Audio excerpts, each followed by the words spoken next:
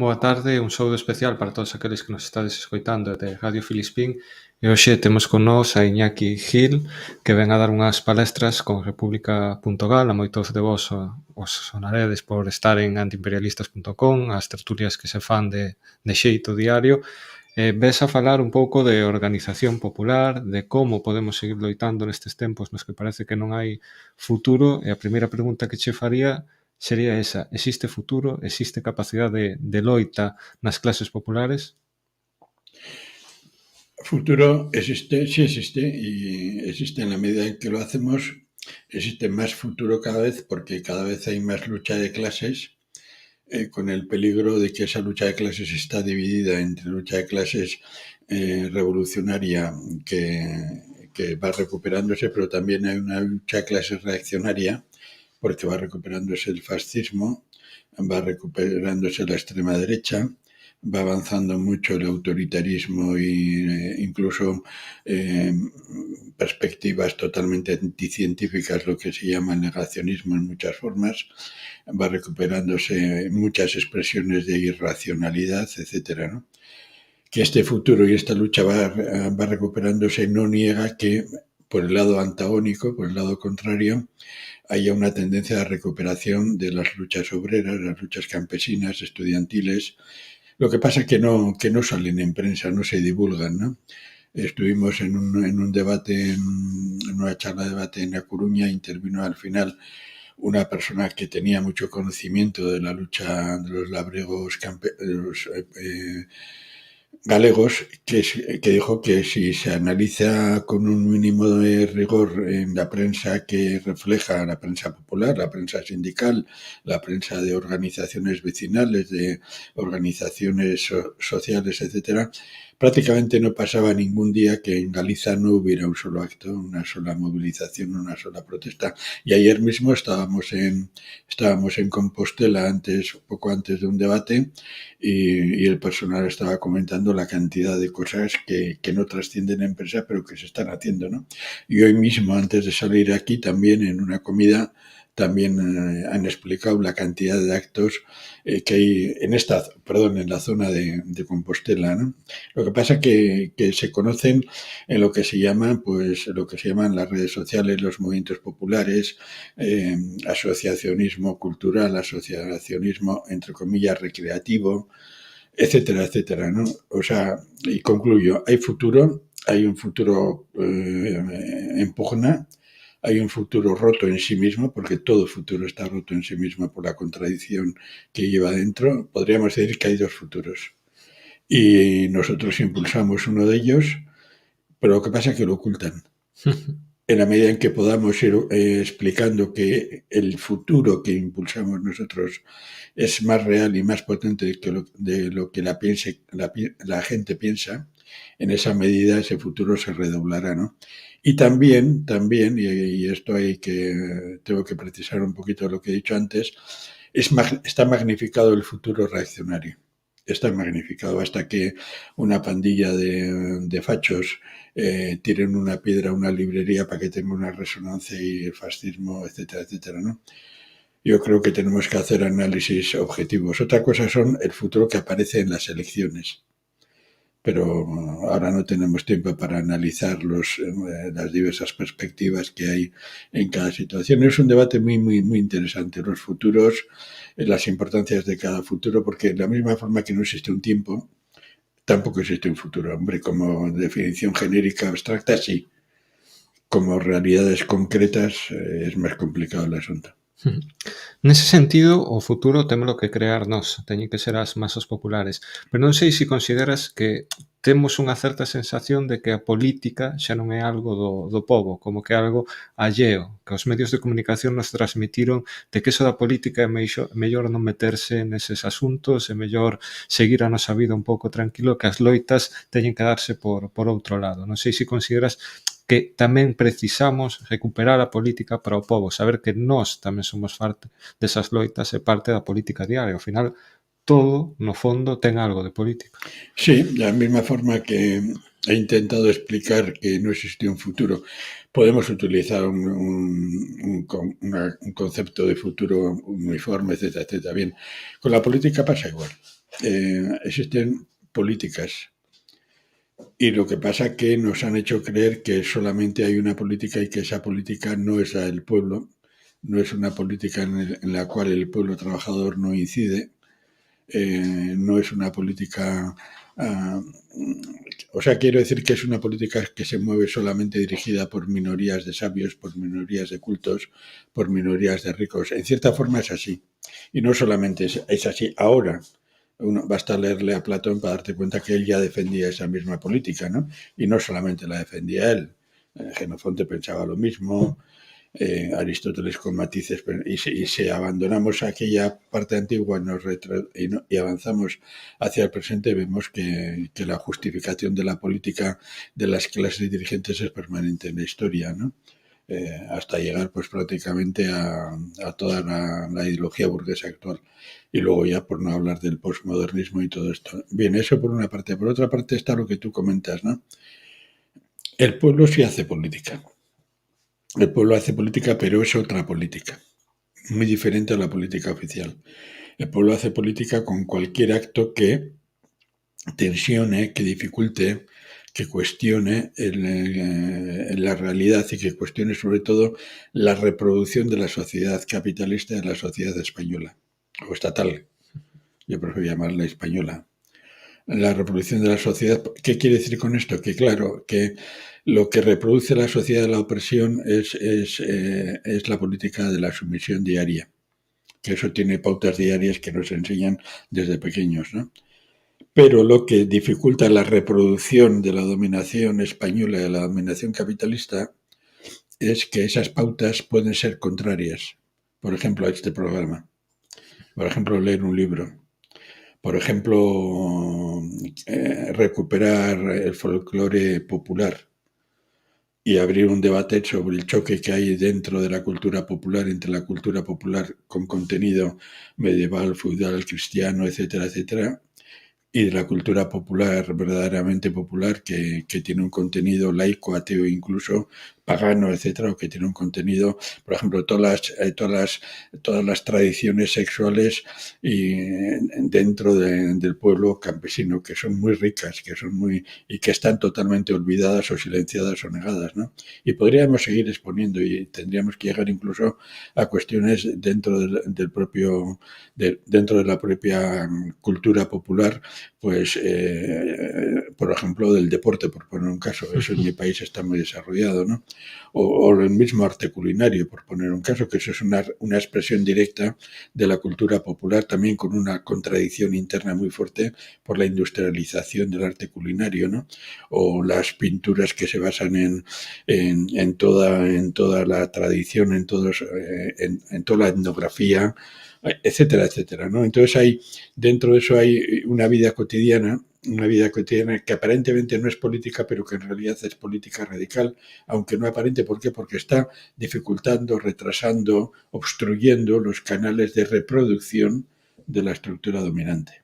En cuestiones nimias que no vemos, pero las cuestiones nimias que no vemos son las que tenemos que darle, que juntarlas, que ordenarlas, que exponerlas, que reconocer que tienen una coherencia interna, que tienen una lógica interna, que no son irracionales, que no se mueven en el plano que no son azarosas ni coyunturales, ni mucho menos contingentes, ¿no? Que tienen una causalidad o varias causalidades antiguas, medianas, modernas, etcétera, ¿no?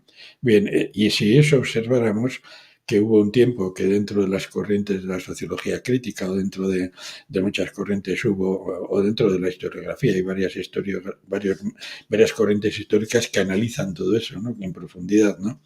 Pues si vamos viendo todo eso, vemos que existe una política popular, muchas políticas populares que empiezan de lo más invisible, aparentemente anodino, pero que luego se van estructurando y llegan hasta situaciones ya muy fuertes para el poder, ¿no? Que son ya todas las políticas no solamente de recuperación lingüística o recuperación artística, sino ya pueden ser todas políticas de exigencias inmediatas, de conquistas sociales, de reconquistas sociales, etcétera, etcétera, que en cuanto vienen, que son partes de todo el río de esa cultura popular, que a esa cultura popular han ido entrando corrientes históricamente anarquistas, socialistas utópicas, comunistas utópicas, etcétera, etcétera, va absorbiendo de toda la corriente revolucionaria continental o mundial más sabia, ¿no? Entonces se va produciendo un sincretismo, ¿no? Y de todo ese sincretismo surgen periódicamente saltos en la cultura popular, ¿no? Y en esa cultura popular, conforme crece, el contenido político va subiendo para arriba, ¿no? Y eso hace que el poder, la política del poder, ataque duramente a eso, ¿no? Hay una lucha entre la cultura popular que ataca la reproducción del poder y la cultura del poder que quiere mantener su reproducción. Eso es otra parte de la lucha de clases permanente que se da dentro de la historia. De feito, normalmente por este programa pasa xente que ten que sacar adiante os seus proxectos de forma persoal ou volcándose con diversas asociacións. Eu sempre pregunto se a Xunta, o Goberno galego, dá apoio a todas estas iniciativas que vemos de recuperación de tradicións, traballos documentais, como que tivemos aquí a semana pasada, en resposta adoita ser que non, que son cousas que ten que sacar o propio pobo adiante. Eu sempre digo o mesmo, é certo que quizáis vimos dun período electoral no que a Galiza levou outro golpe, no que se reproduce de novo esa dereita española que parece querer arrasalo todo, pero, sin embargo, penso que tamén estamos nun momento no que o pobo amosa que non dá por perdida a batalla, tamén é capaz de facer cousas por si mesmo, e non sei se consideras que iso pode chegar mesmo a ser máis importante co electoral, que o pobo siga vivo, que siga loitando por sacar adiante todo tipo de iniciativas, por intentar frear eses avances do capital.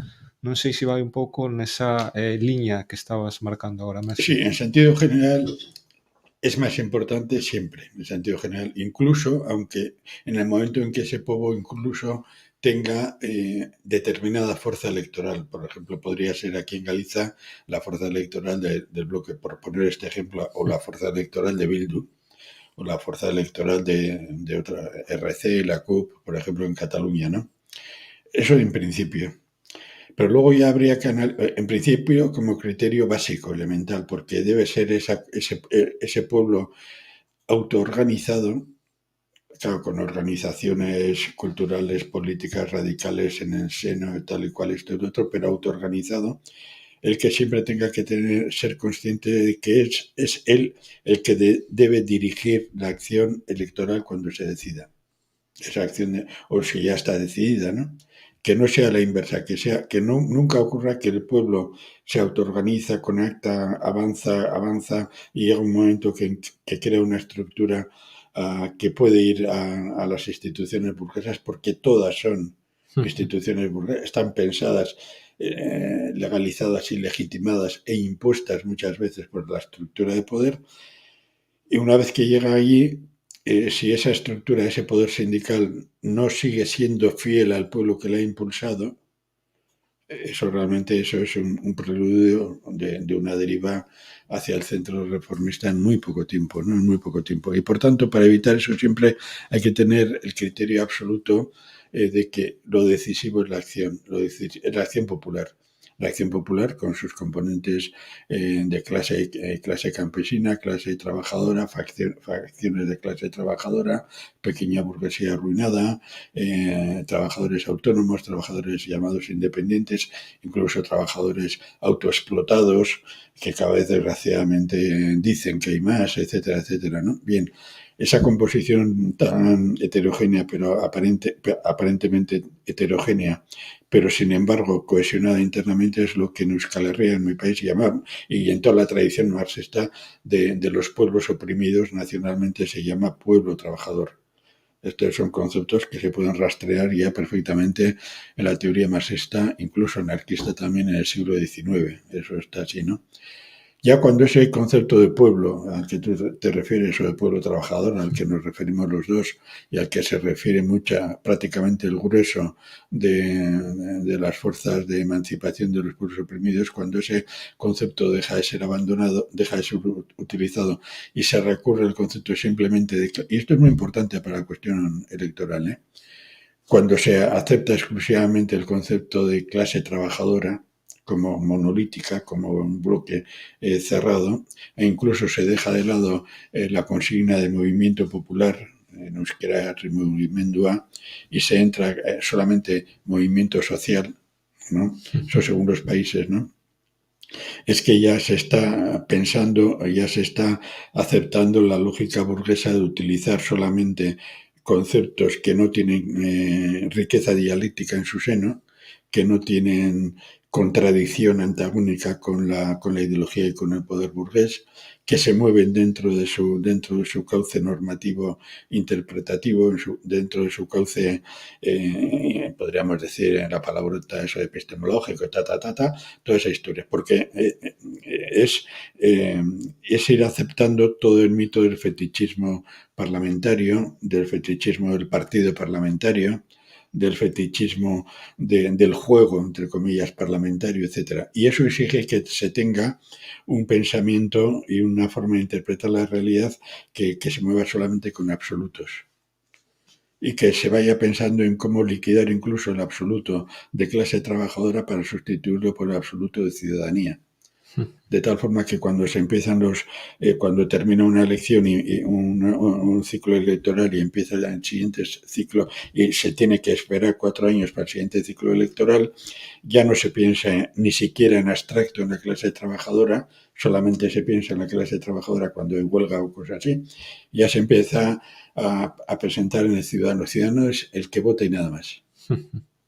Entonces, si nosotros miramos la riqueza del pueblo trabajador, la riqueza de la cultura popular, lo que hemos expuesto, toda esa complejidad, todo eso que se plasma en 100.000 cosas, para la cual y ante la cual la ideología burguesa apenas ha desarrollado instrumentos de investigación de esto y tal y cual, vemos como si fuera una teoría del embudo cognitivo, de castración teórica, en la cual por la parte de arriba va entrando toda la riqueza popular de 100.000 expresiones, 100.000 formas, muchísima creatividad, etcétera, etcétera, y ese embudo va haciendo que a la vez es una trituradora, va haciendo que por abajo salgan votos.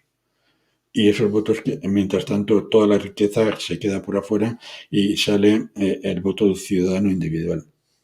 Anteriormente se ha liquidado ya el concepto de clase trabajadora, que ha sido pulverizado, ya no existen las clases, ya no existe la lucha de clases, solamente queda el ciudadano. Entonces, para romper esa lógica y para romper esa máquina de moler, lo único que puede hacerse es demostrar, luchar y permanentizar siempre que el que dirige la acción parlamentaria, cuando se haya decidido intervenir, tiene que ser esa masa popular, esa clase trabajadora, que es, digamos, lo que nosotros entendemos, el proletariado es el alma del pueblo trabajador. El proletariado industrial, lo que haya en cualquier momento, es el cerebro y el alma del pueblo trabajador que le da envoltura. Entonces, claro, se podía haber respondido políticamente, en el sentido de política de izquierdas, diciendo sí, no, el pueblo trabajador es esto, viene el reformismo y nos mete en el Parlamento. Pero una respuesta a esas es cierta, pero es muy, muy, muy breve. Hay que explicar todo el proceso que está montado, pues desde que empezó a surgir el fetichismo de las elecciones del Parlamento, ¿no? Está montado ahí que ya la lógica de los partidos y la lógica, incluso dentro del pueblo trabajador, esa lógica está muy metida. Entonces, dentro del pueblo trabajador, la gente del pueblo trabajador tiene que explicar, mantener viva esa lógica, la otra lógica, la lógica de la prioridad sustantiva, determinante y permanente del pueblo obrero, como dicen, o de la nación trabajadora, que también es otro término marxista, para que esa sea esa nación trabajadora la que decida cómo y cuándo utiliza el Parlamento como instrumento de lucha. Y es la lógica esta. Cuando se utiliza el Parlamento como instrumento de medir el voto del ciudadano, toda esta explicación antes ya la hemos tenido que tirar al basurero. Pero para poder utilizar os parlamentos como motor revolucionario, digamos, como motor de loita de mudar as cousas, realmente temos que saber que queremos, hacia que estamos camiñando. Non sei se consideras que na periferia, Galiza, Euskadi, Cataluña, Andalucía, existe realmente un sentido claro de que se quere mudar. Se quere mudar o sistema capitalista, que queremos mudar en clave nacional, ou se eso tamén se está diluindo un pouco nese parlamentarismo que realmente o único que pretende é ter a máxima representatividade para poder modificar as cousas dentro dun xogo xa marcado. Bueno, yo la verdad es que no debiera hablar de lo que pasa en Galiza, porque aunque intento venir siempre que puedo y me da pena siempre marcharme, tengo que tener un poco de seriedad, de respeto y de pura lógica de esto, ¿no? Tampoco puedo hablar mucho de Cataluña, igual es por las mismas razones, ¿no? Con Andalucía es lo mismo, pero porque lo tienen todavía más retrasado.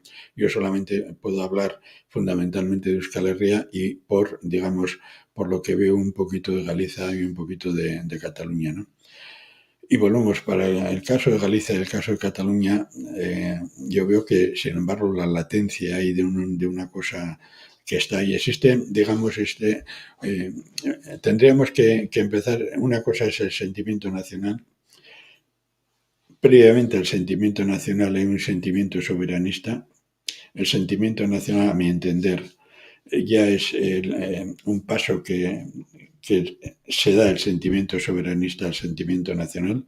Antes del sentimiento soberanista está el sentimiento de ser autonomía o ser región fuerte, Asturias, por ejemplo, u otro, sin entrar en más debates, ¿no? Entonces tendríamos, según la terminología actual, tendríamos sentimiento regional fuerte, sentimiento de autonomía, que tendríamos que entrar ya en más precisiones, porque ahí encontraríamos muchas cosas, sentimiento nacional, y luego ya en el sentimiento nacional una bifurcación.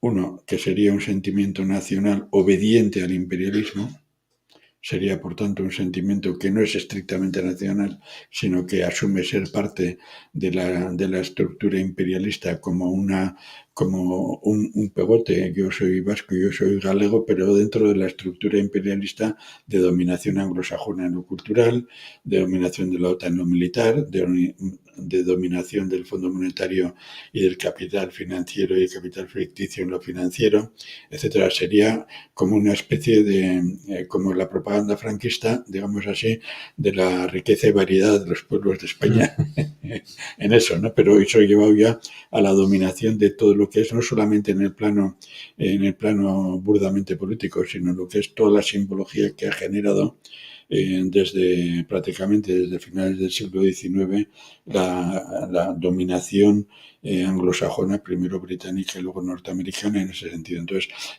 para mí, el PSOE es un partido nacional español, pero que asume la prioridad en todos los sentidos del nacionalismo del dólar. Eso nos llevaría a muchos debates, pero que son imprescindibles, ¿no? Entonces luego ya por la izquierda vendría realmente la nación trabajadora como tal, y ahí también hay tensiones. Ahí hay tensiones porque está ya la perspectiva reformista, está ya la perspectiva revolucionaria. Bueno, dejo de lado todas las corrientes ácratas, anarquistas, todo el cosmopolitismo decididamente lanzado por determinadas industrias que les interesan que los catalanes, los galegos y los vascos seamos más cosmopolitas que otra cosa, etcétera. Ahí hay una batalla permanente, lo mismo que hay en todo lo que hemos explicado antes. Pero dentro de eso hay una tendencia, y eso lo comentábamos ayer.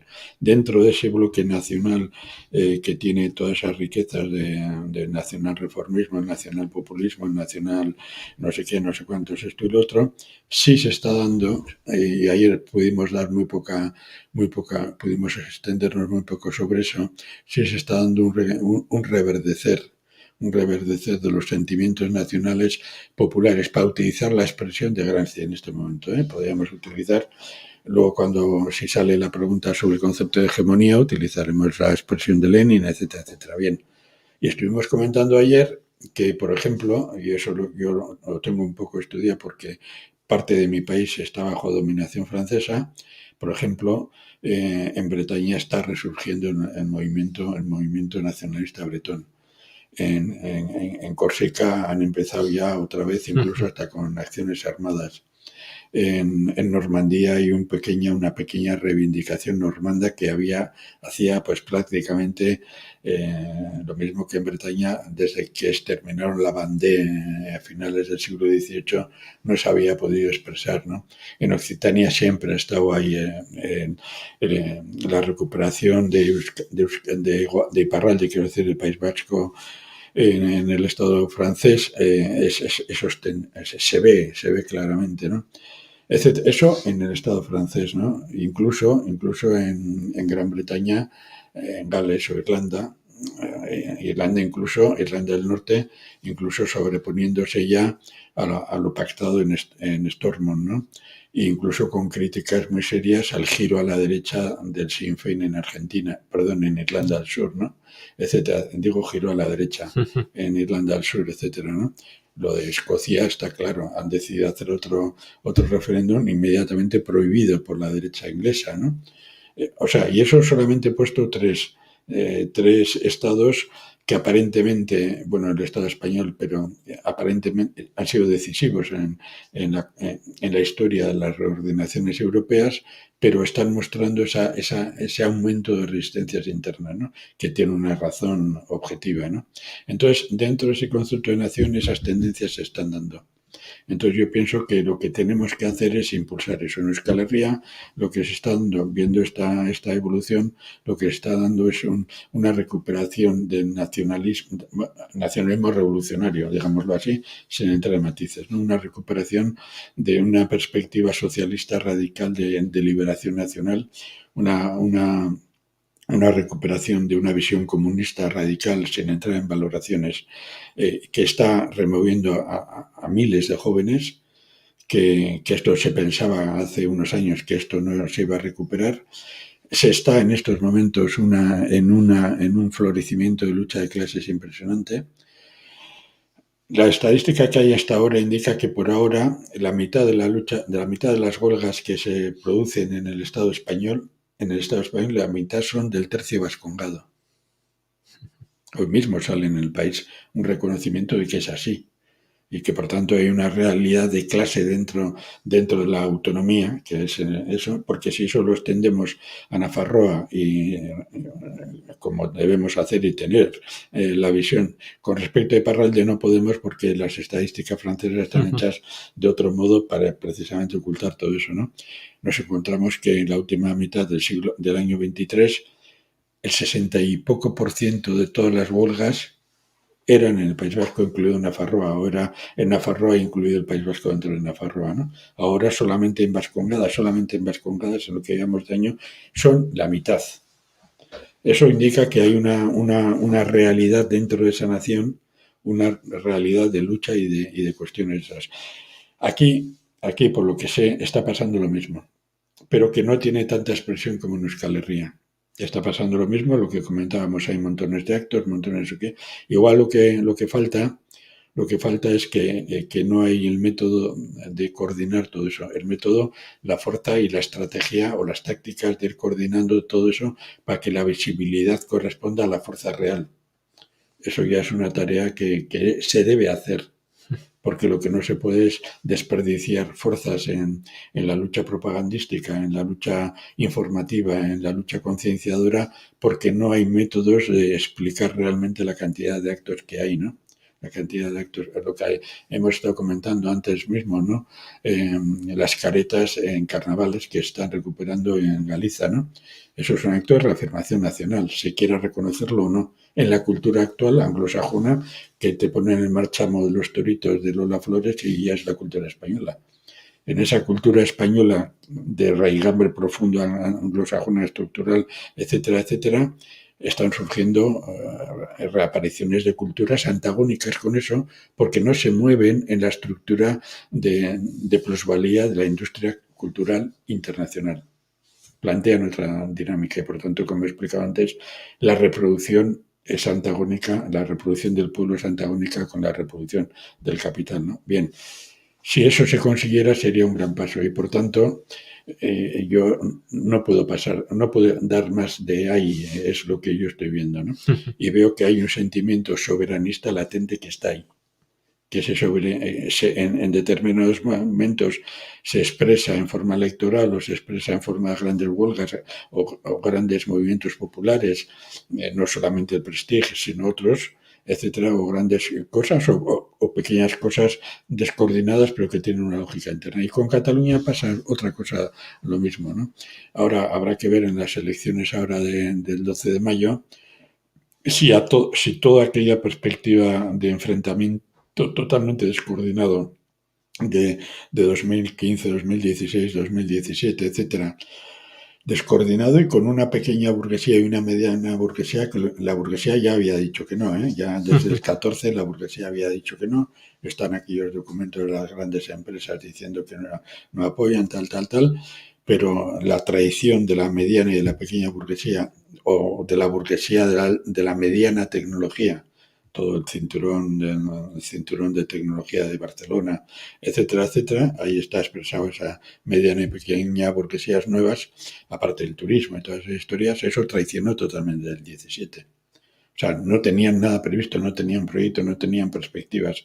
Luego tocaremos el proyecto de Galicia y el proyecto de Euskal Herria, ¿no? No tenían proyecto y a la primera que fueron se escaparon corriendo literalmente, aparte de todo lo que pasó, la reunión previa que tuvieron antes de salir, antes de la República Catalana en no sé cuántos minutos, etcétera, etcétera, ¿no? Pero sin embargo, y estas elecciones van a mostrar a ver hasta qué punto todavía continúa eso, con perspectivas de avanzar, recomponerse, recuperarse y llegar a ese objetivo y a esa historia, ¿no? Yo creo que en Galicia eso está por hacer. Yo creo que, sin embargo, hay un objetivo que lo veo, ¿no? Que, que ese soberanismo que está ahí latente en determinados momentos salta a ser conciencia nacional.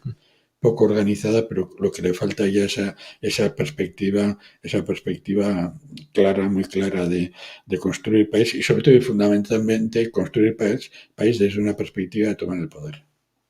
Si no hay la opción de tomar el poder, lo mismo que en Euskal Herria o que en cualquier parte, ¿no? Si no hay la opción de una república socialista, galega, etcétera, etcétera, eso se pueden hacer 100.000 cosas, pero lo estratégico, es decir, nosotros vamos a por eso vamos a conquistar y aunque no lo conquistemos, les joderemos. Entonces vamos a por eso, ¿no? En Euskal Herria, y concluyo, en Euskal Herria, y como he dicho antes, cientos de jóvenes lo tienen cada vez más claro. Y el miedo que había que el giro al centro reformista de parte del soberanismo socialdemócrata, de todo el socialismo socialdemócrata, liquidara todo eso, por suerte lo hemos superado. Ahora el soberanismo socialdemócrata está creciendo gracias fundamentalmente a que se está comiendo a Sumar, se ha comido a Podemos, se ha comido a sectores jóvenes del abstencionismo del PNV, se ha comido a sectores jóvenes del abstencionismo del PSOE, etcétera, etcétera, y es pues el típico componente pequeño burgués de trabajadores con sueldos relativamente seguros, pero cada vez más para abajo, y sobre todo lo que se está viendo, y habrá que verlo también si hay más o menos participación. ¿Por qué? Porque en las últimas elecciones autonómicas no se llegó al 50%, fue el 49,20% de participación. Oficialmente esas elecciones no tenían que haber valido, pero como a nadie le interesaba volver a hacer otras porque la abstención hubiera sido mayor todavía, se hizo creer al pueblo que el pueblo no es tonto, se hizo creer al pueblo que eso es democracia, ¿no? Y en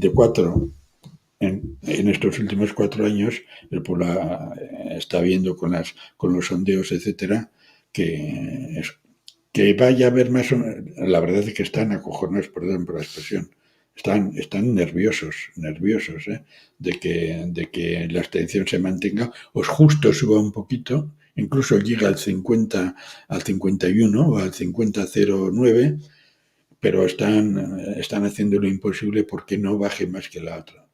Puede subir la participación, quiero decir, la participación están deseando que llegue al 50, al 50,0 con algo, etcétera, etcétera, ¿no?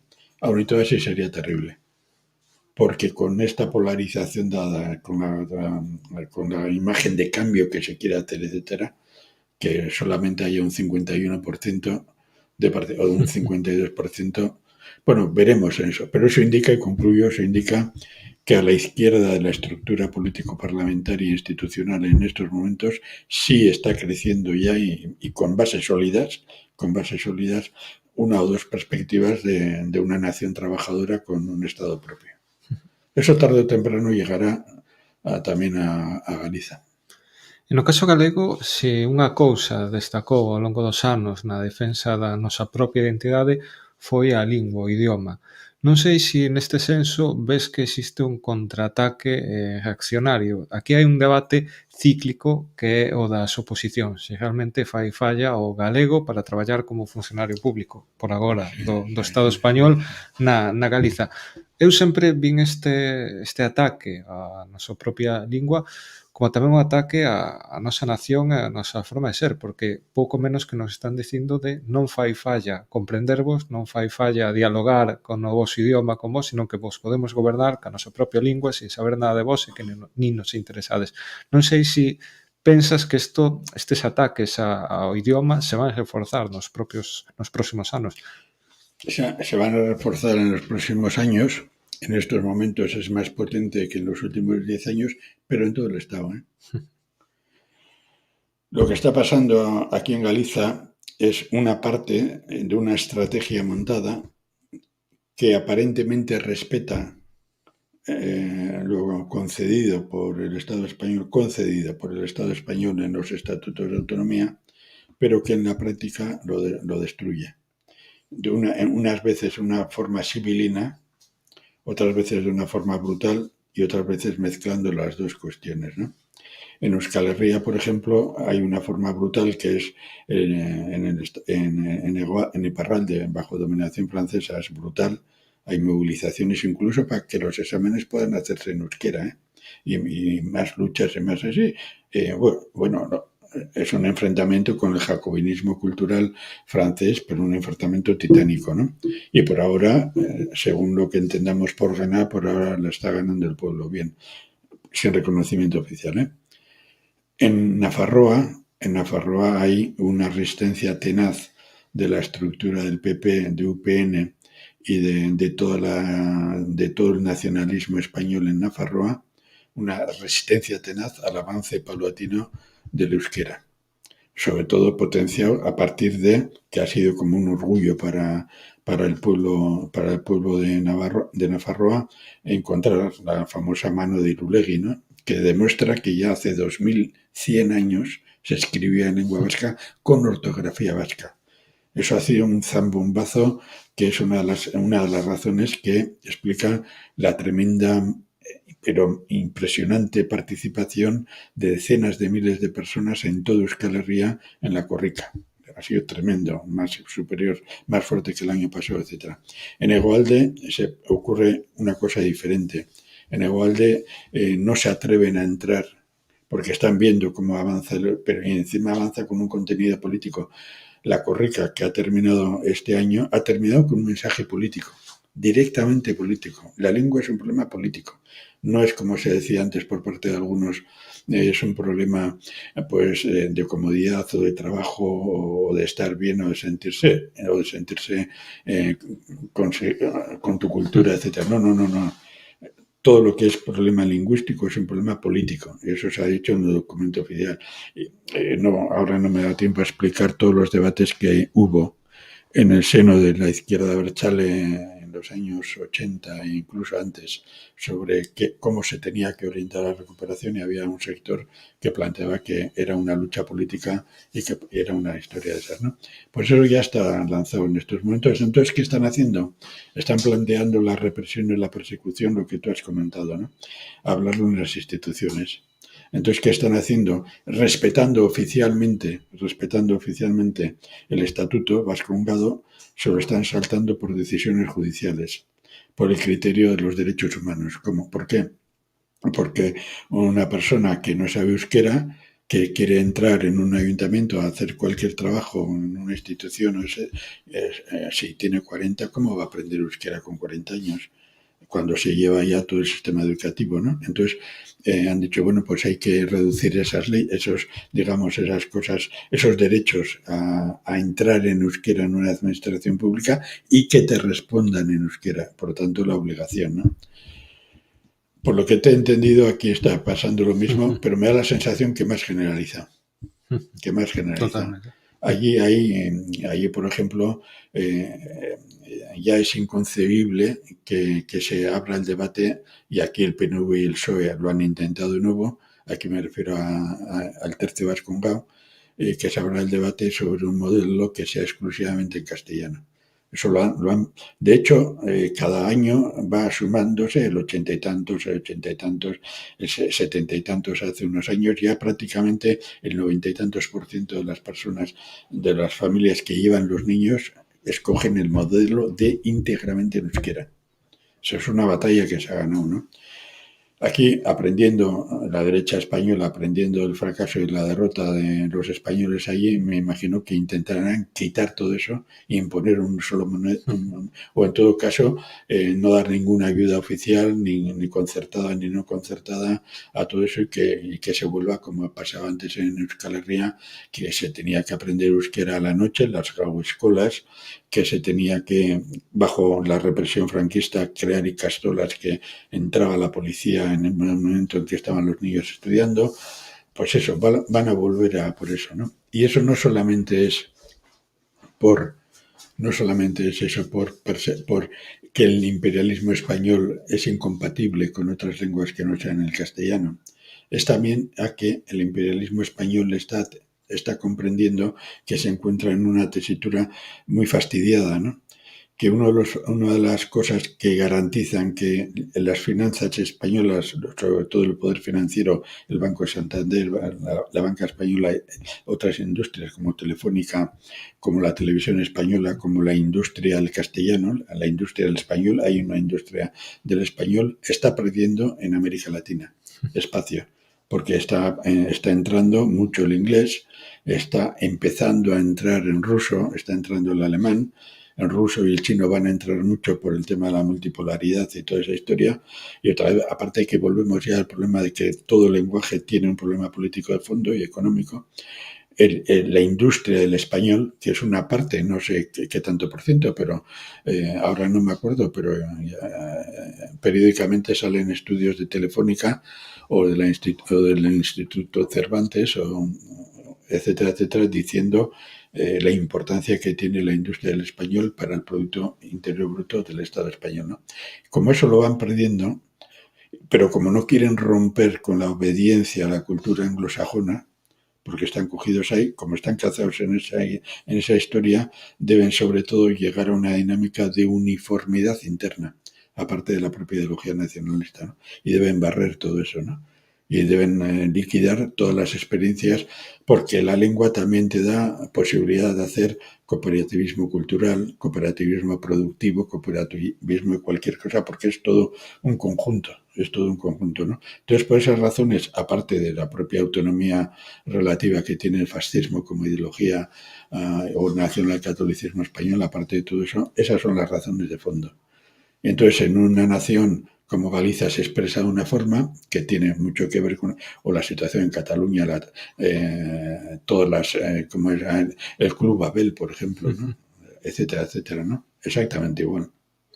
En este senso existe tamén outra polémica. Ti falabas das ikascolas, aquí temos unha especie de proxecto, podemos decir que parecido, polo menos na súa orixe, na concepción que ten da educación, que serían as escolas semente. Existe certa polémica en se o camiño para garantizar o ensino en galego debe ir por iniciativas que se tildan de privadas, realmente podemos falar de iniciativas cooperativistas, ou debemos de insistir no que o Estado español garantice ese dereito ao uso do galego. Non sei se realmente podemos confiar en que o Estado español garantice ese dereito. Ti nos estás pintando un panorama no que é, en certa medida, contradictorio coa propia existencia do mesmo. Digamos que en momentos de refluxo reaccionario eses dereitos nunca van a estar seguros. Claro, es que la contradicción está en todo. Y por tanto, nuestro pensamiento debe ser un pensamiento contradictorio, en el sentido creativo, ¿no? En base a nuestra experiencia de otros muchos sitios, la recuperación de las lenguas generalmente empieza de forma autónoma y forma privada, o sea, de colectivos que se la pagan ellos, casi siempre, ¿no? Muy pocas veces, excepto en los cuales se intenta imponer una lengua nueva, eso en la Edad Media y en la primera burguesía, ¿no? Se intenta imponer una lengua que homogeneice. El esfuerzo inicialmente tiene que ser un esfuerzo de eso. Pero yo voy a ir sí, bueno, antes te voy a responder. Yo pienso que se tiene que primero impulsar desde todas las formas autoorganizativas con un criterio de avanzar en esa dinámica y luego, allí donde sea posible, advirtiendo que el Estado no va a hacer eso, sino va a hacer lo contrario, decir la verdad, y decir, ya que no vamos a pedir al Estado, vamos a pedir al Ayuntamiento, al Concejo. Lo vamos a pedir a la Diputación en base a las fuerzas que tengamos. Vamos a relacionarnos con todo el mundo de la cultura para que todo eso sea en galego, etcétera. Hacer toda una estrategia global en la cual las escuelas de aprendizaje, esas escuelas estén protegidas a la vez por un clima práctico, por un movimiento práctico que superen otras tareas que a la vez habrá que enseñar galego a los padres, etcétera, etcétera, ¿no? Bien, entonces será en cada caso donde si un concejo, sabemos que en ese concejo se puede dar cierto dinero porque es un concejo de fuerzas galeguistas, es de tontos no utilizarlo, siempre diciendo y avisando, ¿no? Si hay un gobierno galeguista, imaginaros un gobierno que llegase, el que fuera de BNG, con un galeguismo más a la izquierda, puede parecer hipotético, pero bueno, utópico, pero bueno, entonces otra vez nos volveríamos a lo mismo, pero avisando siempre, que es una contradicción, lo mismo que la contradicción entre la lucha en la calle y el parlamentarismo, exactamente igual, ¿no? O una lucha sindical y las decisiones del Consejo de Empresarios, por poner otro caso, ¿no? Ahora bien, hay un criterio, a mi entender, y en base al nuestro hay un criterio decisivo previo, que es que tiene que haber una concepción política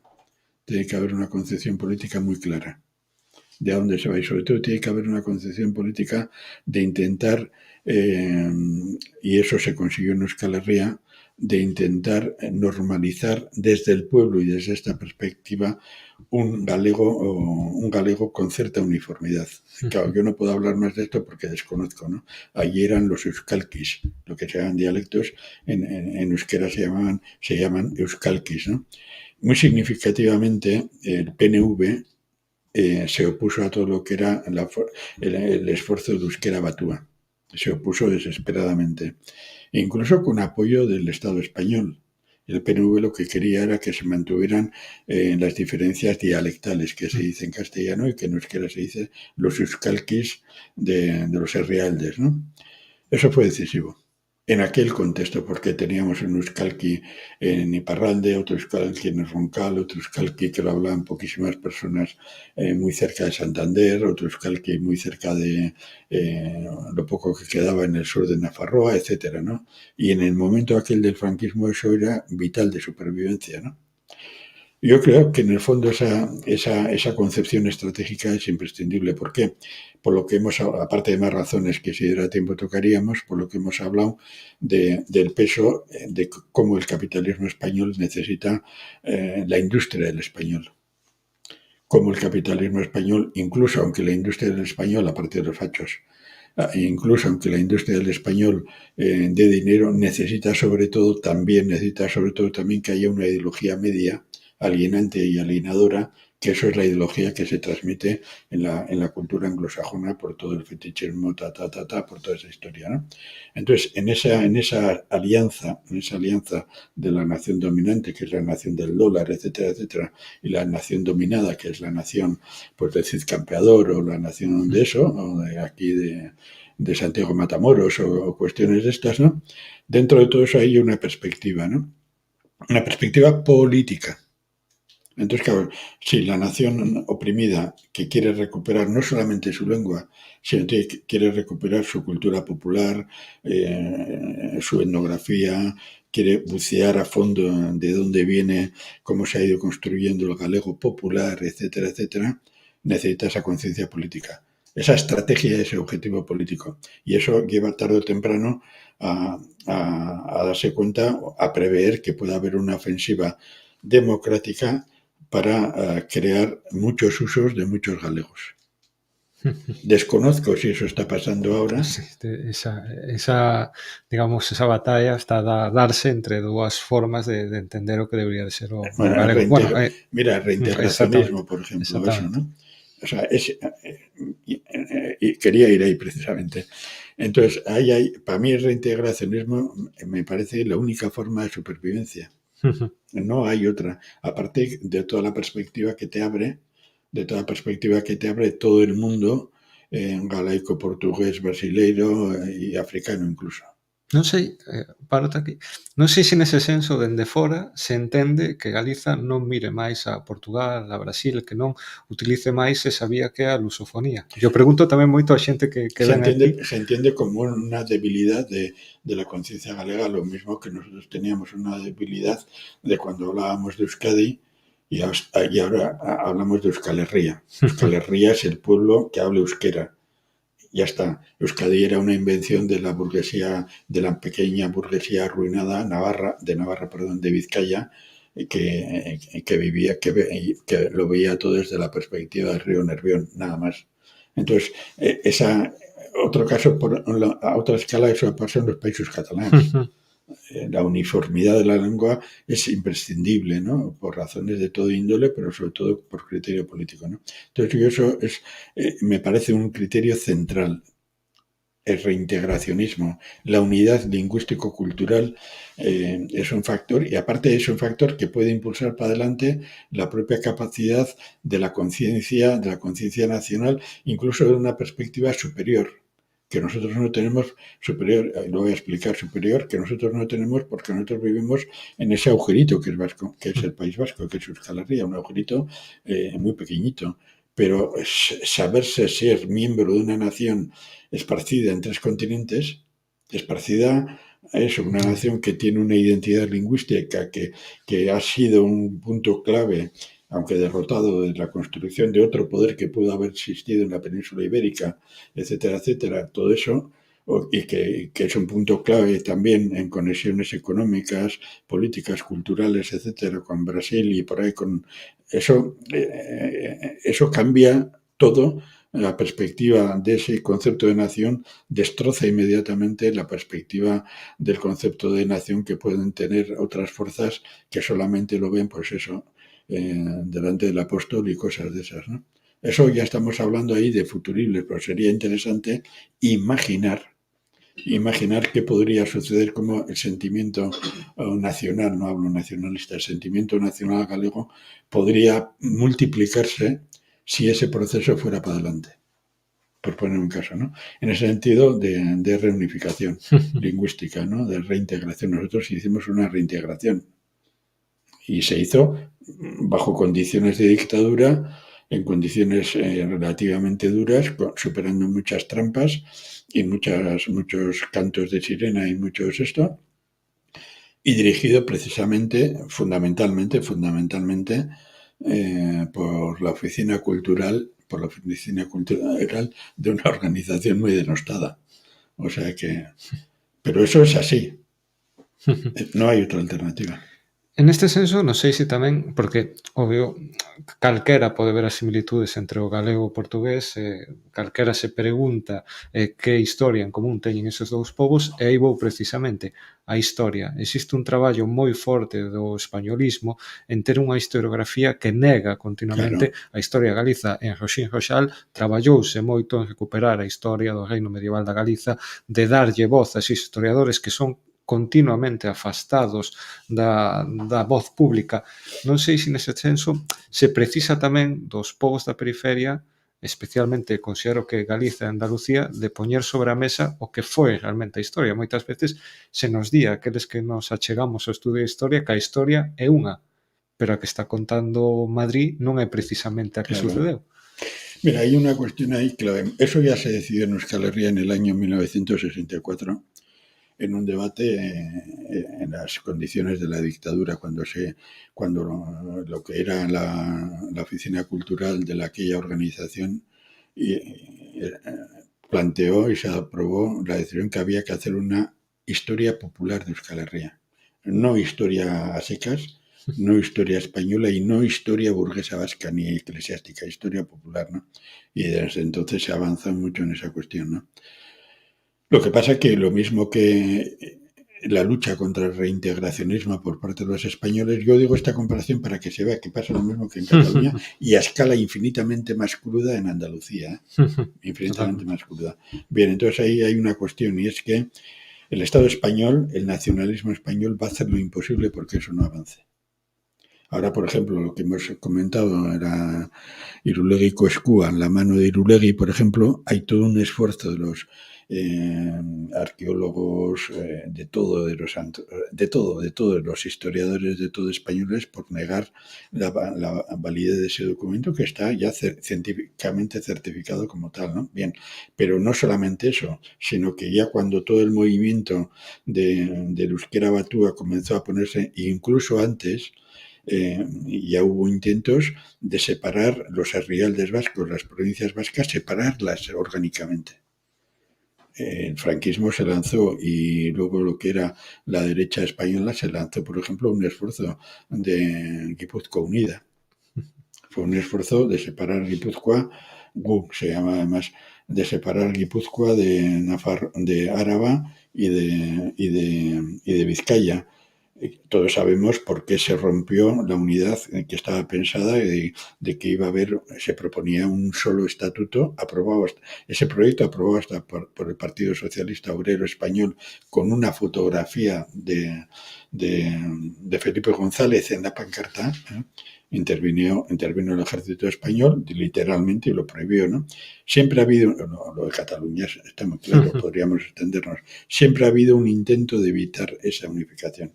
Entonces, en el caso concreto de evitar la reunificación nacional, aunque sea en el plano cultural, en el plano lingüístico, en el plano de que tiene que haber herencia cultural galega en Brasil, muy rica, por cierto, porque tendrá un sincretismo con otros pueblos indígenas, pueblos llevados de África a Hostia Limpia, etc. Y tiene que haber un sincretismo riquísimo, ¿no? Y todo eso, la propia cultura y la lengua galega tiene que aprender de eso y sobre todo dar orgullo a la propia nación galega, ¿vale?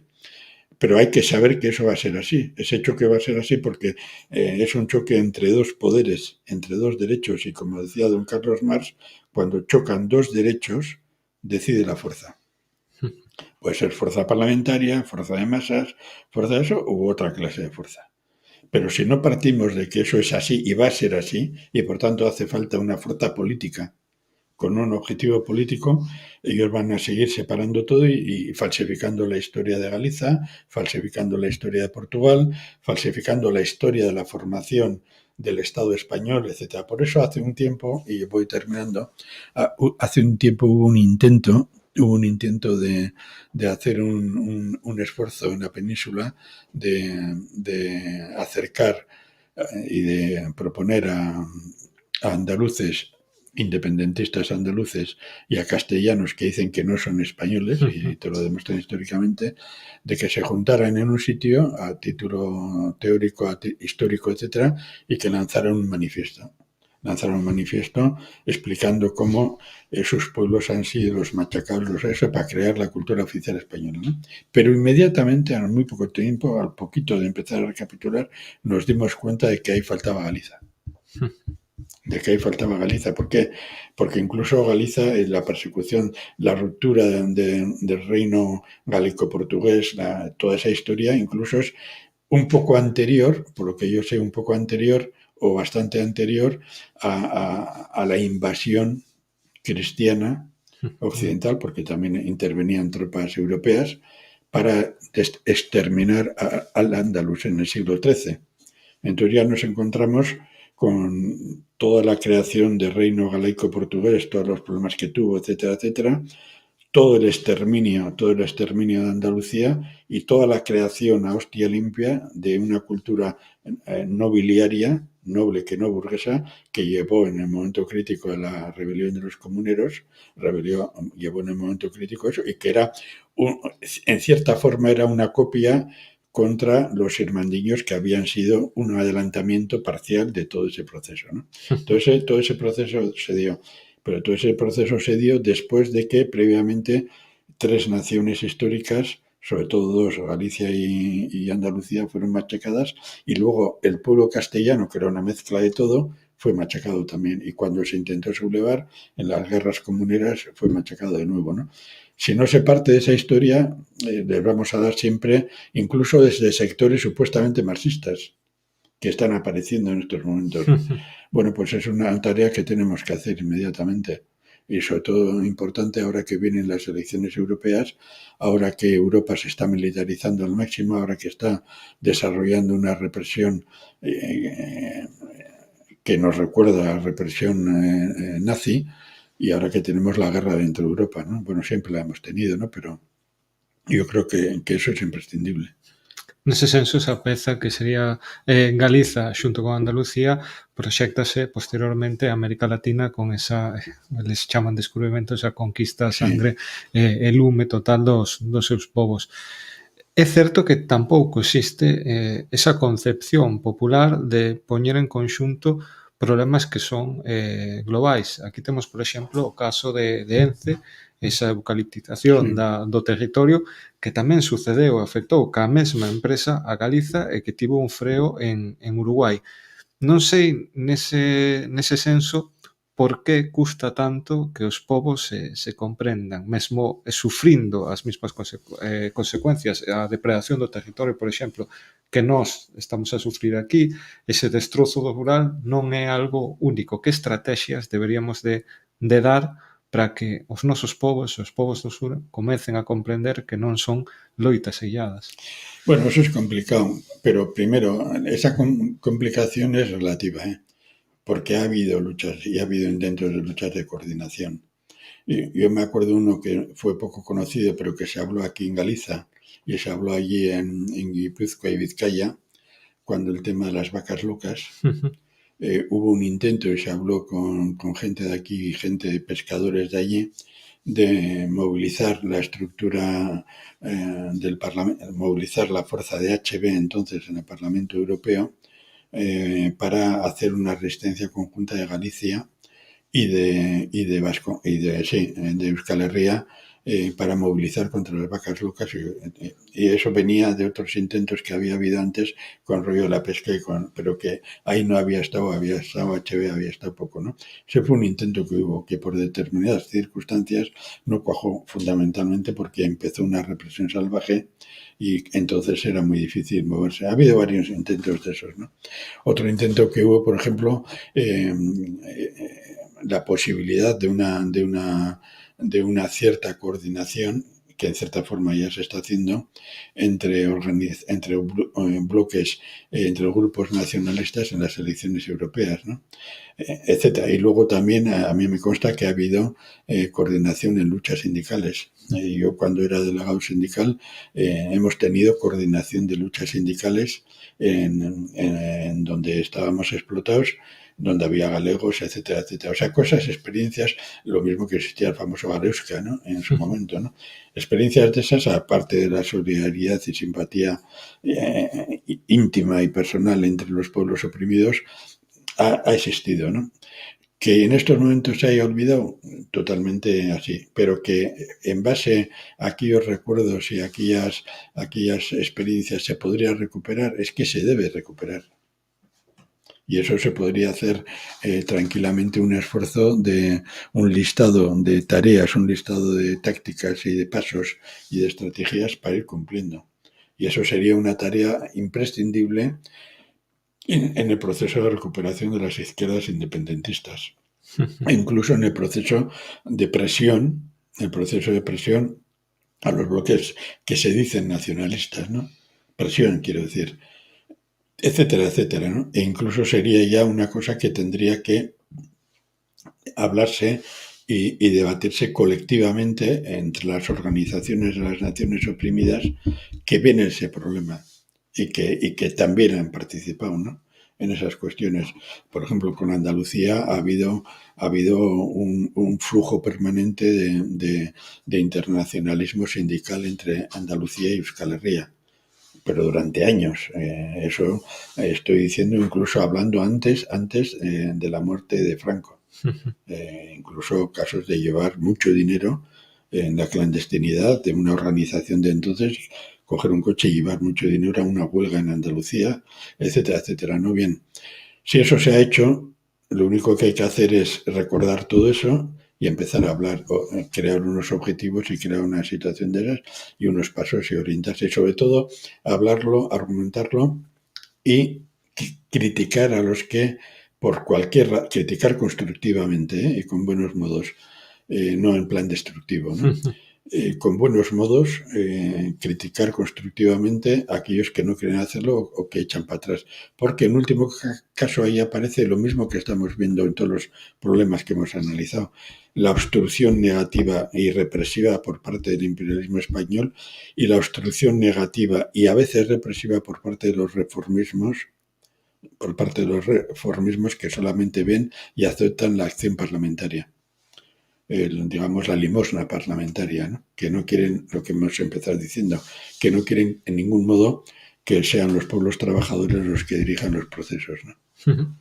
E tamén existiu sempre un doble camiño, digamos, que na Galiza se experimentou, deu os resultados que deu, cada un os pode analizar, non os vamos a facer neste momento, que é o de contar con forzas españolas da chamada esquerda para facer ese camiño de intentar democratizar, non sei se o Estado español ou vías diferentes de organización política. Dase en todos os eidos, porque ti estás falando tamén da loita sindical, vemos como esta última reforma laboral encamíñase a intentar erradicar totalmente as organizacións sindicais, sí, especialmente en Euskal Herria e na Galiza. Realmente pódese confiar nesa esquerda, sexa política ou sindical, que sempre permanece no mellor dos casos calada ante os ataques ás nosas propias formacións, comprende realmente que na Galiza ou en Euskal Herria deberían ser os nosos povos os que se organizaran para facer esa loita? Bueno, la palabra desconfiar no se puede, vamos a utilizar la palabra, no se puede confiar. Puede haber en algún momento una alianza táctica para una lucha concreta, muy ceñida, negociada en las condiciones previas para esa lucha concreta, ¿no? Pero yo he visto en los últimos años gente de la izquierda española que se decía, incluso se autodefinían comunistas, ¿no? Que se decía internacionalista, etcétera, pegar un giro tremendo a un nacionalismo republicano español tremendo, tremendo. E incluso llegar a relativizar o hasta negar, no estoy hablando de Frente Obrero ni todo eso, hasta negar ya el derecho de autodeterminación, negarlo explícitamente, ¿no? En base a una ignorancia no solamente de lo que escribieron los marxistas, sino sobre todo y fundamentalmente en base a una ignorancia profunda de lo que es el método marxista de analizar los problemas complejos, ¿no? En base a eso sí, es cierto que hay una tendencia a la recuperación, no tendencia, ya está dada la recuperación del nacionalismo español llamado republicano. Y eso lo podemos ver porque en muchos documentos republicanistas contra la monarquía para organizar manifestaciones, por esta gente de izquierda ni siquiera aparece el derecho abstracto a la autodeterminación, ni siquiera, ¿no? Por las cosas que hay que aglutinar fuerzas, no hay que crear divisiones internas, etcétera, ¿no? Eso por un lado, totalmente de acuerdo.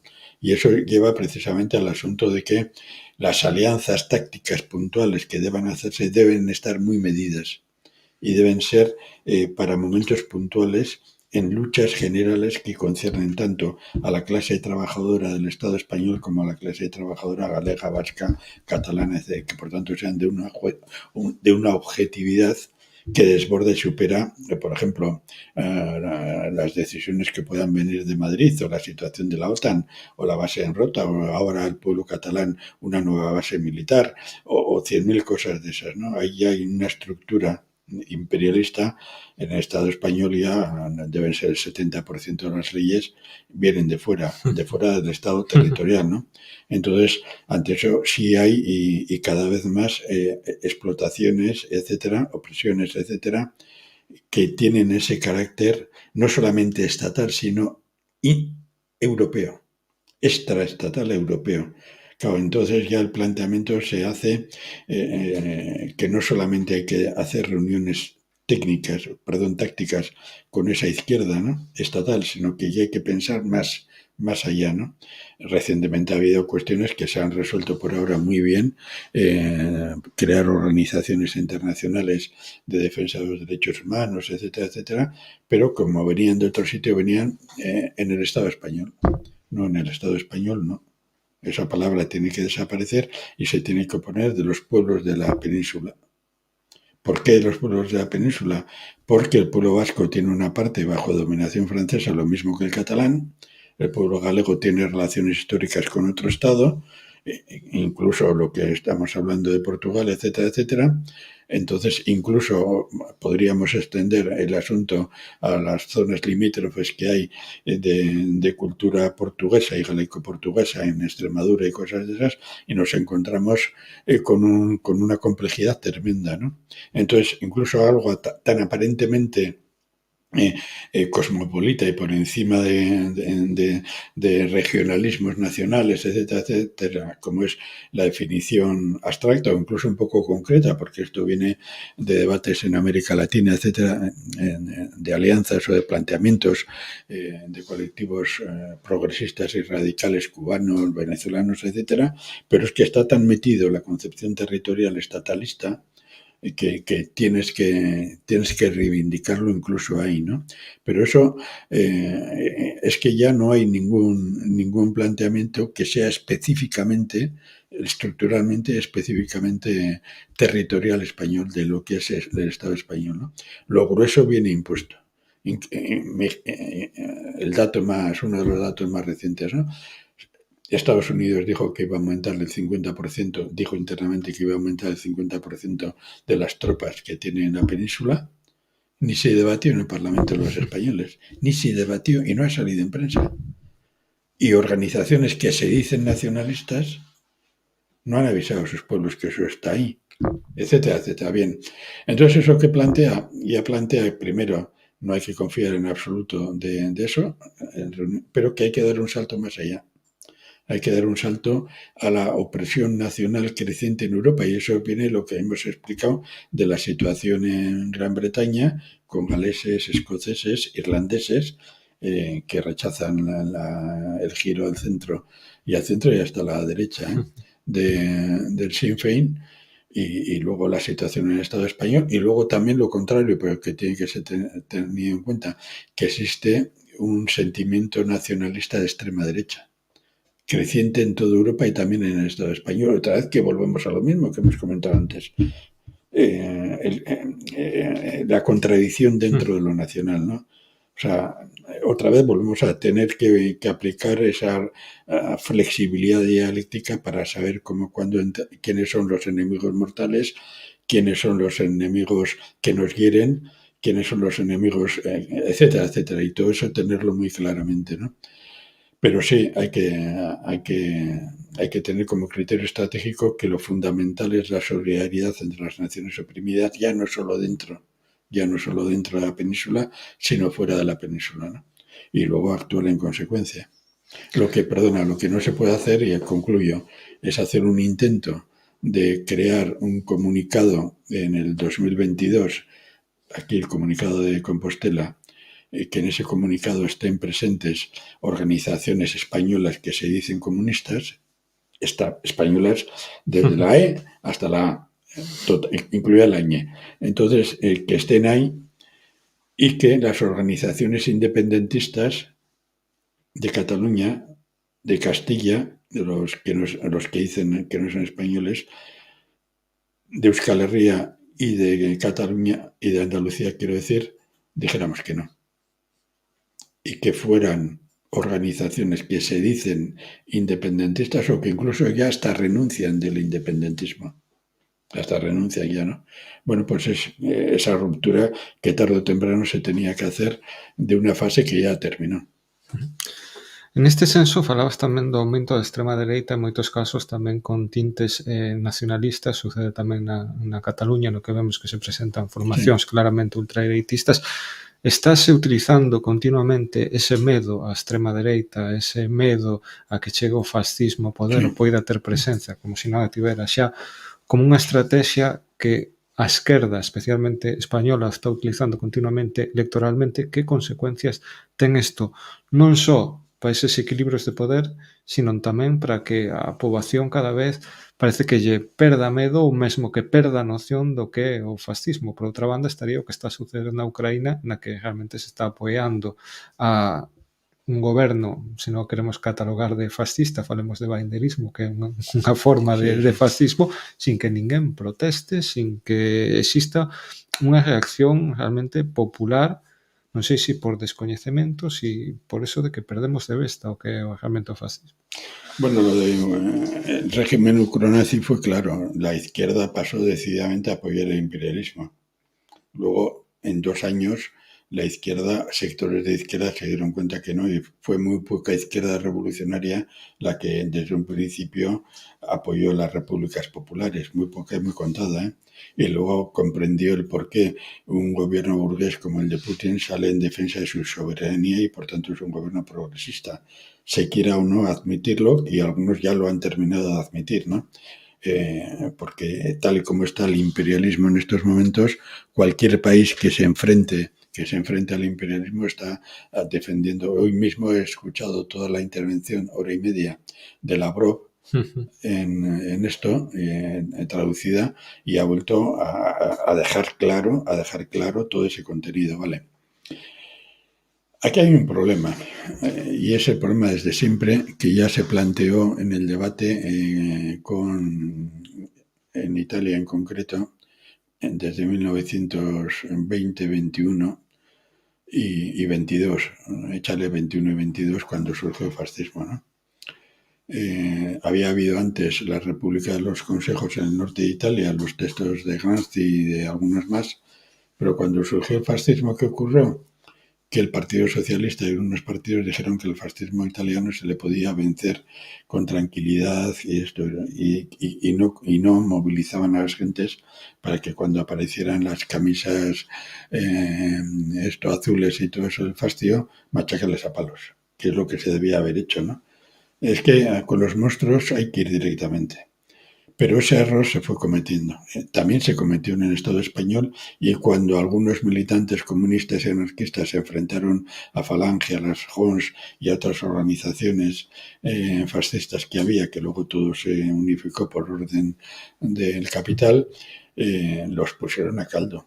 ¿No? Bien, eso también se intentó en Alemania, pero por condiciones de la realidad que había entonces, tanto dentro de la Internacional Comunista como dentro de la dirección, como de la ceguera política, porque se tardó en comprender lo que era el fascismo por parte de la Tercera Internacional, y por la creencia de que el fascismo, ese error estratégico, de que el fascismo tenía incluso, era un aliado del movimiento obrero, que el fascismo iba a durar muy poco tiempo y que después del fascismo, llegarían los comunistas al gobierno, ¿no? Eso estaban convencidos, ¿no? Fue un error estratégico que lo pagaron con la vida de millones de seres humanos, ¿no? En otros fascismos y en otros movimientos, el militarismo japonés, sobre todo en China, y en el militarismo japonés los exterminaron antes, los detuvieron antes y ahí no pudo haber resistencia, ¿no? Y en China no hubo movimiento fascista porque no había bases sociales para eso, ¿no? Entonces también se hubiera planteado el debate, ¿no? ¿Qué quiero decir con eso? Que desde que surgió el fascismo en Italia, siempre ha habido esa rémora, ¿no? Ese miedo a la intervención del pueblo. En la película 900 se ve ese miedo, ¿no? Un miedo a la intervención, y sobre todo el final reaccionario de la película, ¿no? Ese miedo a la intervención, no solamente autónoma del pueblo, sino a la intervención rectora.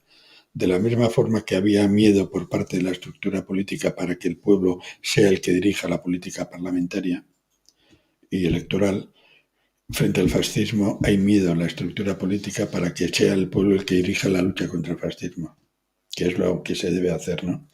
Y eso ha costado mucho.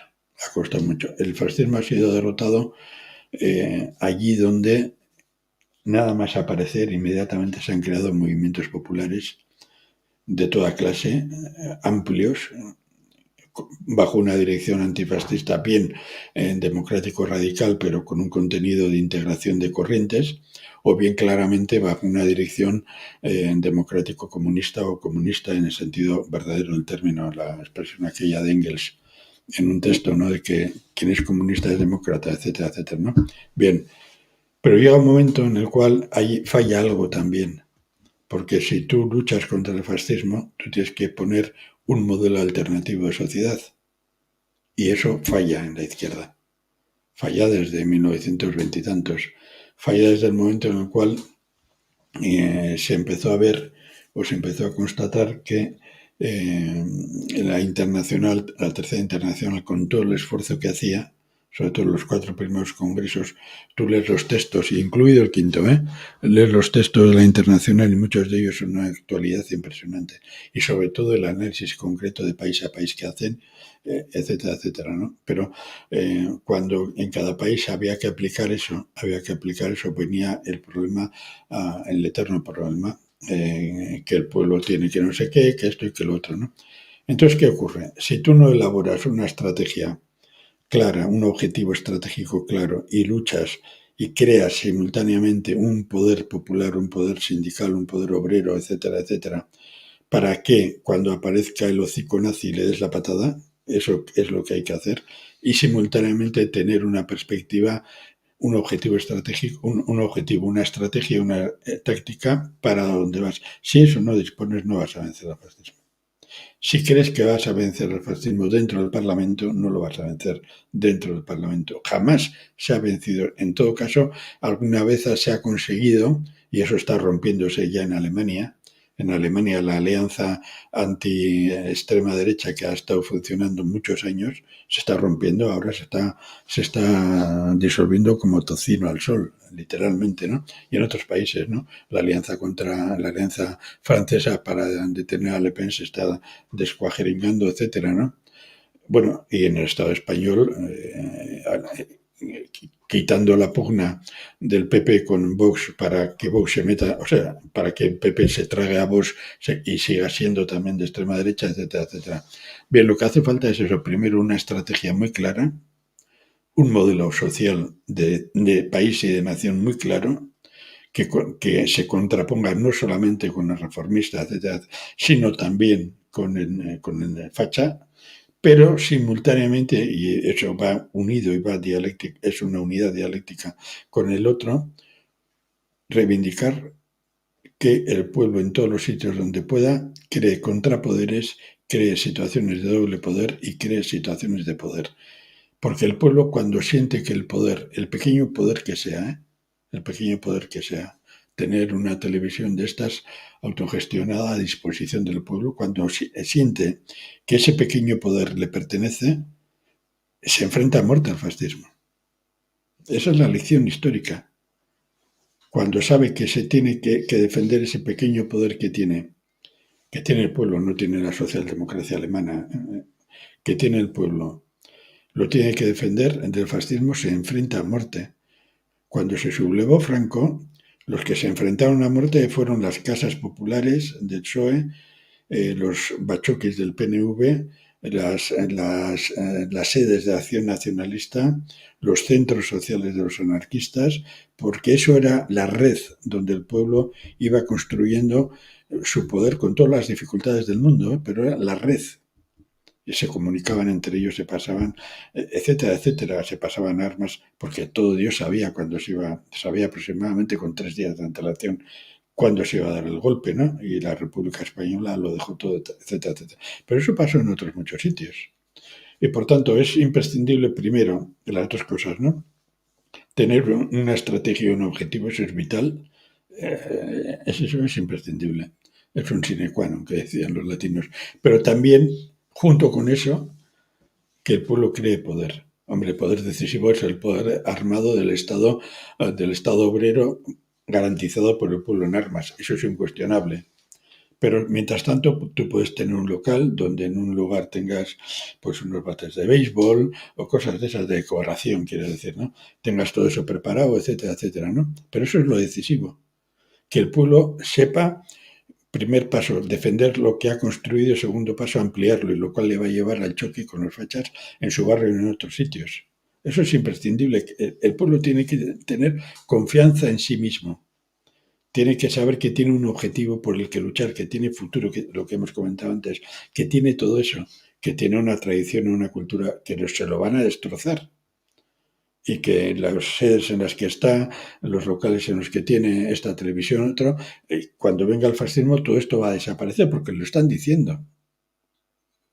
Mientras el reformismo dice que no, que hay que respetar los derechos abstractos. Entonces, del pueblo quién va a partirse la cara cuando el alcalde de tu pueblo te está diciendo que esa es una lucha en el Parlamento, el alcalde o quien sea?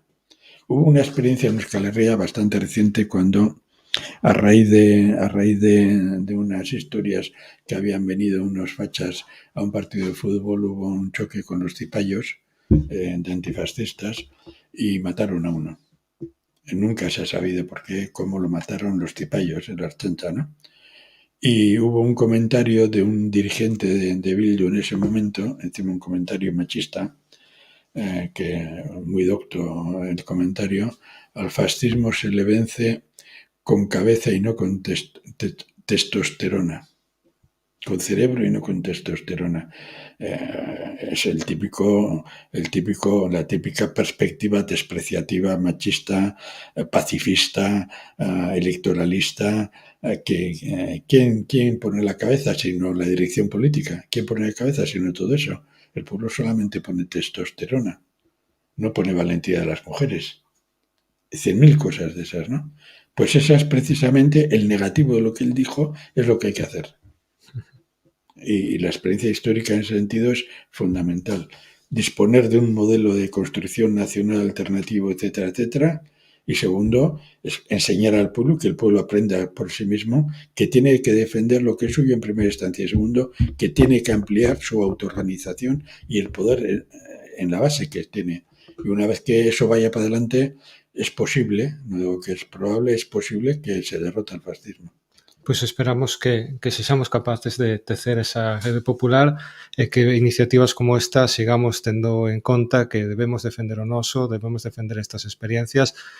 Obrigado a todos por acompañarnos nun novo programa de Roxín Roxal.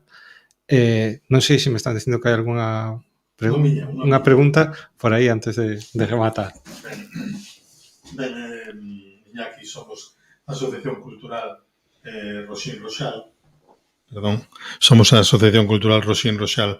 Estamos moi empeñados desde o noso principio na recuperación da historia do noso país, unha historia que moi frecuentemente foi negada, moi frecuentemente non, sempre, pola historiografía oficial española. Pasado mañá temos un roteiro a un lugar que se chama Porto de Bois, que o 99,9% dos galegos non saben o que é, porque todo isto parte de unha investigación historiográfica recente por parte do nacionalismo galego.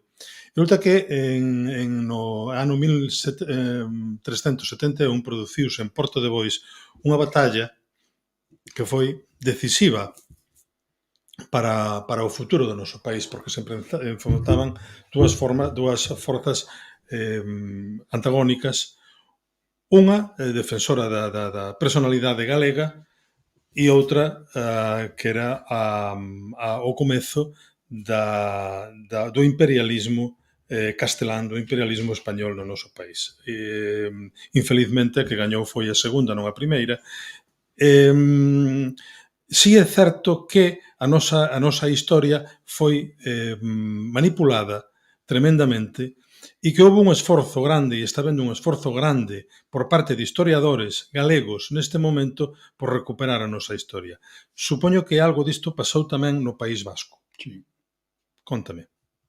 Bueno, el País Vasco, mira, por poner un dato, dos datos recientes. Bueno, vamos a poner 4. Uno de ellos, el más reciente. cómo se caracteriza la historia de la lucha armada en Euskal Herria en los últimos 60 y tantos años. Y previamente la historia de la guerrilla republicana o vasca que hubo desde 1947 así hasta que surgió ETA. Ese es un debate que está hoy abierto permanentemente y que siempre se va a mantener abierto porque son cuestiones de, digamos, de las dos historias, ¿no? Otro debate, ¿qué contenido tenía lo que la historiografía española llama guerras carlistas? Y lo que desde la historiografía nacional vasca se llaman resistencias nacionales preburguesas o protoburguesas, ¿no? O preburguesas, ese es otro contenido, ¿no? Y que dentro del carlismo de masas había realmente una resistencia para defender las tierras comunales, para defender los fueros que amparaban esas tierras comunales y para defender un sistema de administración que, fijaros, y esto también se silencia, hasta el propio Weber, Max Weber, que era el sociólogo del imperialismo alemán y del Segundo Reich, etcétera, etcétera, cuando hizo un viaje de un tiempo, primero a Euskal Herria y luego a la península, al Estado español, reconoció, y está incluso últimamente, bueno, hace unos años, la revista Reis, la Real de Estudios de Investigaciones Sociológicas, la revista oficial de las investigaciones sociológicas, incluso tuvo que publicar las cartas de Weber sobre el País Vasco, ¿no? Y ahí está muy claro el contenido popular, el contenido diferente a la democracia burguesa, porque él lo dice. O sea, todo eso, ¿no? Bien, ese es el segundo tema del debate. El tercer tema de debate es todo lo que fueron las famosas machinadas, ¿no? Las famosas machinadas que eran todas las luchas obreras no, porque había obreros, sí, lógicamente, y existía un capitalismo naviero de armas, etcétera, pero esas luchas recorrieron básicamente desde el siglo XVI, incluso ya había luchas en el siglo XVII, incluso así, del siglo XV, incluso del siglo XIV, con represiones muy duras en Nafarroa, etcétera, hasta pues prácticamente comienzos del siglo XX, ¿no? Perdón, comienzos del siglo XX, la Zamacolada, exactamente. Ahí ha habido siempre una interpretación española e interpretación nacional vasca que ha consistido en la función que tenían los fueros en esas luchas, los intentos de las clases dominantes de aliarse con el Estado, la monarquía francesa y la monarquía española para ir suprimiendo los fueros, el contenido de lucha nacional, porque ahí chocaban, y hay 100.000 ejemplos, entre un pueblo que era monolingüe euskaldún y una clase dominante que era bilingüe, en todo caso monolingüe castellano, y ahí los archivos están llenos de consideraciones de esas, y mientras que qué diferencias de ubicación cultural, etcétera, etcétera, había entre la lucha de clases que llevó a ser incluso rebeliones armadas, entre la lucha de clases y lucha de clases interna, ¿no? Entre esas machinadas y la lucha de clases en el Estado español, ¿no? Ese es otro punto de tensión que hay. Y luego ya hay otro punto de tensión con respecto a lo que era ya, digamos, la lucha de clases cuando se hundió el Imperio Romano, cuando hubo las llamadas vagaudas, que eran pues en el siglo IV, que hubo una sublevación en toda la Galia, en toda Vasconia, en toda Aquitania, quiero decir, y en parte de la cuenca del Ebro, que iba pues prácticamente desde una parte de Áraba, toda Nafarroa y Zaragoza y Jaca, donde se sabe que se hablaba euskera y se sabe que hubo. Entonces, caracterizar esa lucha de clases, ¿no? Unos dicen que fue una lucha protonacional, etcétera, etcétera, ¿no? Ahí inmediatamente entran los historiadores españoles negando todo contenido, etcétera, etcétera, aunque estaba claramente la cuestión lingüística de por medio, etcétera, había muchas historias. He puesto 4, podríamos poner prácticamente toda la historia, pero eso es inevitable. Y hay un componente ahí que ha desaparecido de la historiografía marxista, que es que no se puede entender la lucha de clases si no se entiende la lucha militar. Y no se puede entender la opresión de los pueblos y la creación de las fronteras sin la guerra. Al fin y al cabo, ¿qué son las fronteras? Las fronteras son los sitios hasta donde ha llegado la guerra del invasor, o hasta donde la guerra del invadido ha impedido que llegara el invasor. Y eso ha sido luego puesto de otra forma. Si la batalla que tú me comentas, eso lo explica. Pero claro, para entender desde ese punto de vista, desde la historiografía del invasor y desde la historiografía del invadido, lo que hay que entender también la función, porque la guerra implica cómo se organiza el propio pueblo. ¿Qué estructuras de organización interna de defensa tiene? La batalla de Roncesvalles, por poner un ejemplo, ¿no? Ese es otro ejemplo. La historiografía española dice que fueron los moros, entre comillas, apoyados por los brutos vascones que salieron de las cuevas, ¿no? Cuando eso ya se ha demostrado que ni hablar, ¿no? Que en todo caso podía haber alguna ayuda musulmana muy pequeñita, etcétera, etcétera, ¿no? Bien, entonces todo eso ahí hay un problema porque al hablar de una batalla hay que hablar de la composición económica, social, política del pueblo que da la batalla, de sus recursos, de su identidad, de su decisión de resistir, de sus tensiones internas, de la gente que no quería ir a la batalla porque le daba igual que le aplastara el noble galego o el noble castellano en el caso de Euskal Herria que el noble vasco en el caso de las machinadas, etcétera, etcétera. Si reducimos el debate solamente a eso, a la perspectiva de que hubo la batalla y nada más, sabremos una parte de la realidad. Pero cuando empecemos a comprender toda la estructura de violencia del imperialismo castellano, cómo estructuran todo eso, cómo lo van preparando, entonces entendemos mucho más que el debate de la historia es un debate global y que la heroicidad del pueblo galego, aunque perdió esa batalla, reflejaba una estructura, si no estatal, sí preestatal o protoestatal, capaz de organizar eso.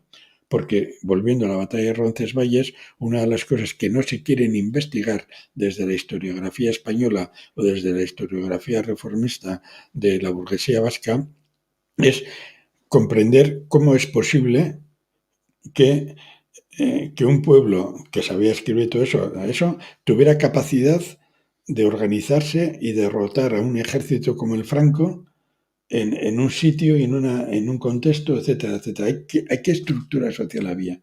¿Cómo se coordinaban las poblaciones? ¿Cómo se decidía quién era el soldado que iba? Porque una cosa central era que si iban todos los hombres y todos los jóvenes, si morían, ¿quién iba a continuar con el pueblo? Bueno, aparte de las mujeres, lógicamente. Todo eso debe entrar en esos debates. Y debe entrar también, por tanto, el papel de la guerra en la teoría de la historia. Desgraciadamente eso no se hace. Ceñimos los debates, sí se perdió esta batalla, se ganó la otra, totalmente de acuerdo, pero ¿quiénes eran el pueblo que defendía su identidad, su país, su frontera? ¿Y quién era el poder que realizaba un ejército más potente? Eso hay que meter también en la reflexión. Muchas gracias. Todo por contestado. Pois moitas grazas, Iñaki, por ter acudido a este programa. Espero que te estemos tratando ben en Galiza e que volvas pronto. Sí. Bueno.